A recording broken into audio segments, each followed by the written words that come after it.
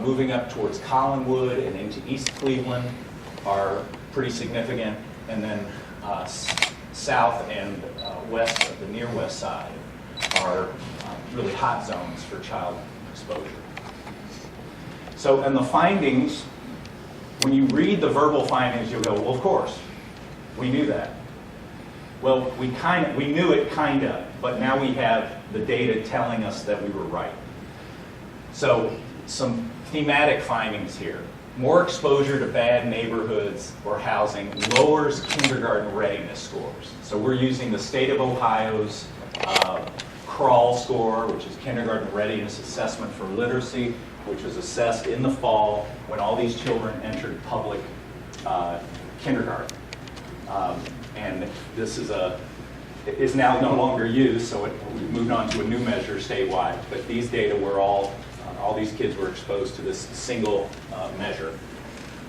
We also see that if they were living in housing that was touched by the things that we know are bad for housing, like foreclosure and disinvestment, that also contributes to lower kindergarten readiness in these children. And then obviously we knew this going in, but separate and apart from those effects, we see that lead exposure has an additional negative effect. So this graphic shows you the crawl is on a 0 to 29 scale. So, and on the left-hand side here, these are the kids that were exposed to the best neighborhoods in our sample. These kids were exposed to the worst neighborhoods. And what you can see is the kids that had a negative lead test, so these kids were clean on their lead test, just living in bad neighborhoods brings their crawl score down by as much as a point to a point and a half. Just bad housing, bad neighborhood. If you now layer on a lead test that's positive, you drop those kindergarten readiness scores by another full point. So both the housing and the lead exposure are interrelated, and they both contribute independently to declines in kindergarten readiness, which I'm not going to tell you that that's the best measure of child development, because it's not. The reason we did away with the score is it only focuses on literacy. Social emotional development has now been added to the new measure, and we expect that these scores would be even perhaps worse if we repeated this study with the new measure once we have enough data. Because these kids, because of the effect on executive functioning for kids that are lead exposed, that's where you often see it play out, is in their social skills. So specifically on the likelihood of being lead exposed, so this is the probability of being lead exposed, and this is how bad your neighborhood is.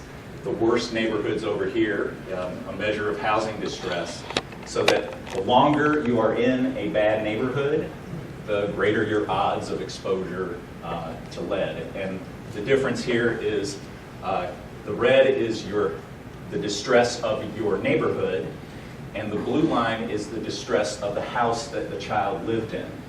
So when you get to circumstances where both the housing, the individual house, and the neighborhood are both in high distress, that's where you get the highest odds, north of 50% of the children being lead.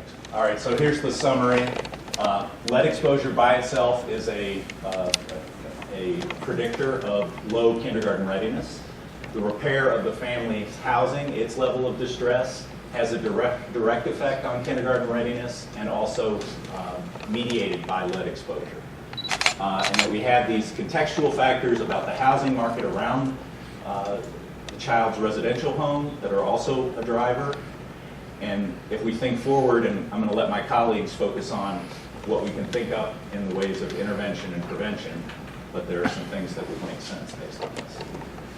So I'm going to finish here by saying this study got, what do we as academic researchers do? We release our big report, we gave it to MacArthur Foundation, we shared it with everybody that would accept it. We got a fair amount of press around it on this notion that the house matters in a child's preparedness for school. But then what happens? It's always nice to get press, and that's what we're going to move on to, so what? what do you do next?